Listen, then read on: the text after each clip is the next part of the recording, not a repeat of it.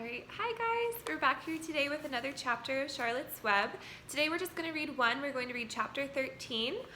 Just a little recap from yesterday. So Charlotte finally came up with her plan. She decided she was going to write words into her web to convince everyone that Wilbur is some pig. So today let's see, she's going to keep going with her plan. Let's see how it progresses. Today's chapter is called Good Progress. Alright, good progress. Far into the night, while the other creatures slept, Charlotte worked on her web. First, she ripped out a few of the orb lines near the center. She left the radial lines alone, as they were needed for support. As she worked, her 8 legs were a great help to her. So were her teeth. She loved to weave, and she was an expert at it. When she was finished ripping things out, her web looked something like this. So here is her web. So she left the ones around the edge, but she kind of cleared out the stuff in the middle so she could write what she needed to write. A spider can produce several kinds of thread.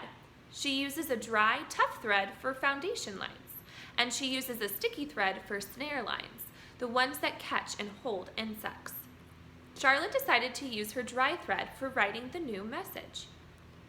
If I write the word terrific with sticky thread, she thought, every bug that comes along will get stuck in it and spoil the effect.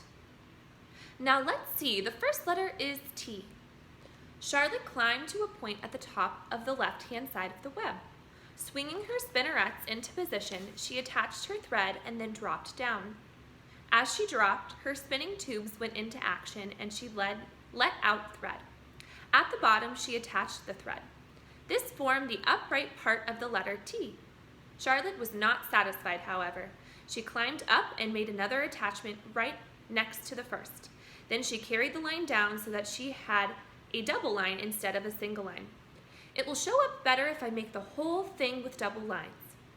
She climbed back up, moved over about an inch to the left, touched her spinnerets to the web, and then carried a line across to the right, forming the top of the T.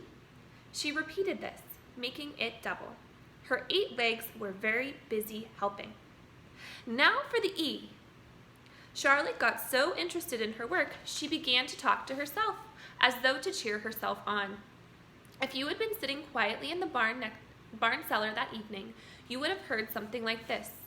Now for the R, up we go, attach, descend, pay out line, whoa, attach, good, up you go. Repeat, attach, descend, pay out line, whoa, girl. Steady now, attach, climb, attach, go over to the right, pay out line. Attach, now right and down and swing that loop around and around. Now into the left, attach, climb, repeat. Okay, easy, keep those lines together. Now then, out and down for the leg of the R. Pay out line, whoa, attach, ascend, repeat. Good girl. And so, talking to herself, the spinner worked at her difficult task. When it was completed, she felt hungry. She ate a small bug that she had been saving. Then she slept. Next morning, Wilbur arose and stood beneath the web. He breathed the morning air into his lungs. Drops of dew, catching the sun, made the web stand out clearly. When Lurvy arrived with breakfast, there was the handsome pig, and over him, woven neatly in block letters, was the word terrific. Another miracle. Lurvy rushed and called Mr. Zuckerman. Mr. Zuckerman rushed and called Mrs. Zuckerman. Mrs. Zuckerman ran to the phone and called the Arables. The Arables climbed into their truck and hurried over. And there is Charlotte's masterpiece. Says terrific, and she uses nice double lines to define it. All right. Everybody stood at the pig pen and stared at the web and read the word over and over, while Wilbur, who really felt terrific, stood quietly swelling out his chest and swinging his snouts from side to side. Terrific, breathed Zuckerman in joyful admiration. Edith, you better phone the reporter on the Weekly Chronicle and tell him what has happened. He will want to know about this. He may want to bring a photographer. There isn't a pig in the whole state that is as terrific as our pig. The news spread. People who had journeyed to see Wilbur when he was some pig came back again to see him now that he was terrific.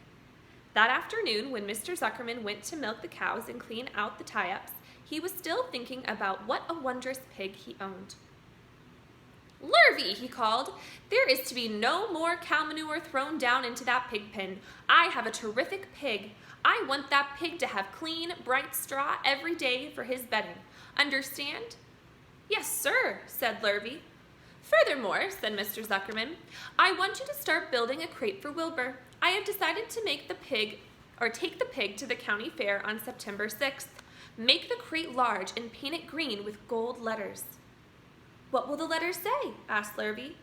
"They should say Zuckerman's Famous Pig." Lurvy picked up a pitchfork and walked away to get some clean straw. Having such an important pig was going to mean plenty of extra work. He could see that.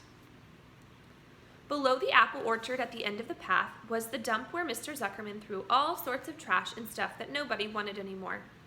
Here, in a small clearing hidden behind young alders and wild raspberry bushes, was an astounding pile of old bottles and empty tin cans and dirty rags and bits of metal and broken bottles and broken hinges and broken springs and dead batteries and last month's magazines and old discarded dish mops and tattered overalls and rusty spikes and leaky pails and forgotten stoppers and useless junk of all kinds, including a wrong-size crank for a broken ice cream freezer. Templeton knew the dump and liked it. There were good hiding places there, excellent to cover for a rat. And there was usually a tin can with food still clinging to the inside. Templeton was down there now, rummaging around. When he returned to the barn, he carried in his mouth an advertisement he had torn from a crumpled magazine. "How's this?" he asked, showing the ad to Charlotte. "It says crunchy. Crunchy would be a good word to write in your web." "Just the wrong idea," replied Charlotte. "Couldn't be worse. We don't want Zuckerman to think Wilbur is crunchy. He might start thinking about crisp, crunchy bacon and tasty ham. That would put ideas into his head. We must advertise Wilbur's noble qualities, not his tastiness. Go get another word, please, Templeton." The rat looked disgusted, but he sneaked away to the dump and was back in a while with a strip of cotton cloth. "How's this?" he asked. "It's a label off an old shirt." Charlotte examined the label. It said, "Pre-shrunk." "I'm sorry, Templeton," she said, "but pre-shrunk is out of the question. We want Zuckerman to think Wilbur is nicely filled out, not all shrunk up. I'll have to ask you to try again." "What do you think I am, a messenger boy?" grumbled the rat. "I'm not going to spend all my time chasing down to the dump after advertising material." "Just once more, please," said Charlotte. "I'll tell you what I'll do," said Templeton. "I know where there's a package of soap flakes in the woodshed. It has writing on it. I'll bring you a piece of the package." He climbed the rope that hung on the wall and disappeared through a hole in the ceiling. When he came back, he had a strip of blue and white cardboard in his teeth. "There," he said triumphantly. "How's that?" Charlotte read the words, "With new, radiant action." "What does it mean?" asked Charlotte, who had never used any soap flakes in her life. "How should I know?" said Templeton. "You asked for words, and I brought them. I suppose the next thing you'll want from me is to fetch a dictionary." Together they studied the soap ad. "With new, radiant action," repeated Charlotte slowly. "Wilbur," she called. Wilbur, who was asleep in the straw, jumped up. "Run around," commanded Charlotte. "I want to see you in action, to see if you are radiant." Wilbur raced to the end of his yard. "Now back again, faster," said Charlotte. Wilbur galloped back. His skin shone. His tail had a fine, tight curl in it. "Jump into the air," cried Charlotte. Wilbur jumped as high as he could. "Keep your knees straight and touch the ground with your ears," called Charlotte. Before we move to the next page, there's Wilbur doing his dance for Charlotte. Wilbur obeyed. "Do a backflip with a half twist in it," cried Charlotte. Wilbur went over backwards, writhing and twisting as he went. "Okay, Wilbur," said Charlotte, "you can go back to sleep." "Okay, Templeton, the soap ad will do, I guess. I'm not sure Wilbur's action is exactly radiant, but it's interesting." "Actually," said Wilbur, "I feel radiant." "Do you?" said Charlotte, looking at him with affection. "Well, you're a good little pig, and radiant you shall be. I'm in this thing pretty deep deep now. I might as well go to the limit." Tired from his romp, Wilbur lay down in the clean straw. He closed his eyes. The straw seemed scratchy, not as comfortable as the cow manure, which was always delightfully soft to lie in. So he pushed the straw to one side and stretched out in the manure. Wilbur sighed. It had been a busy day. His first day of being terrific. Dozens of people had visited his yard during the afternoon, and he had had to stand and pose, looking as terrific as he could. Now he was tired. Fern had arrived and seated herself quietly on her stool in the corner. "Tell me a story, Charlotte," said Wilbur, as he lay waiting for sleep to come. "Tell me a story." So Charlotte, although she too was tired, did what Wilbur wanted. "Once upon a time," she began, "I had a beautiful cousin who managed to build her web across a small stream. One day, a tiny fish leaped into the air and got tangled in the web. My cousin was very much surprised, of course. The fish was thrashing wildly. My cousin hardly dared tackle it, but she did. She swooped down and threw great masses of wrapping material around the fish and fought bravely to capture it." "Did she succeed?" asked Wilbur. "It was a never-to-be-forgotten battle," said Charlotte. "There was the fish, caught only by one fin, and its tail wildly thrashing and shining in the sun. There was the web sagging dangerously under the weight of the fish." Before we move on, I'll go ahead and show you this picture. There's the fish all caught up in Charlotte's cousin's web. "How much did the fish weigh?" asked Wilbur. "I don't know," said Charlotte. "There was my cousin slipping in, dodging out, beating mercilessly over the head by the wildly thrashing fish, dancing in, dancing out, throwing her threads and fighting hard. First, she threw a left around her tail. Then the fish lashed back. Then a left to the tail and a right to the midsection. The fish lashed back. Then she dodged to one side and threw a right and another right to the fin. Then a hard left to the head while the web swayed and stretched." "Then what happened?" asked Wilbur. "Nothing," said Charlotte. "The fish lost the fight. My cousin wrapped it up so tight it couldn't budge." "Then what happened?" asked Wilbur. "Nothing," said Charlotte. "My cousin kept the fish for a while, and then, when she got good and ready, she ate it."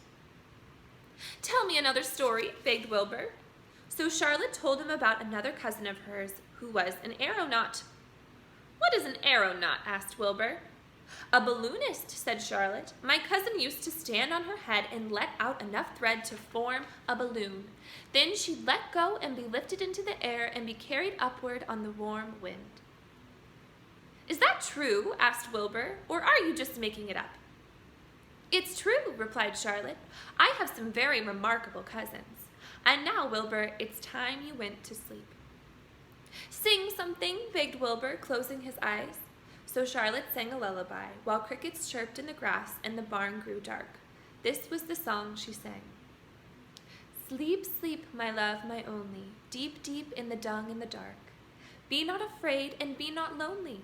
This is the hour when frogs and thrushes praise the world from the woods and the rushes. Rest from care, my one and only, deep in the dung and the dark." But Wilbur was already asleep. When the song ended, Fern got up and went home. All right, and that's the end of chapter 13. I hope you guys are having an amazing day today. Bye!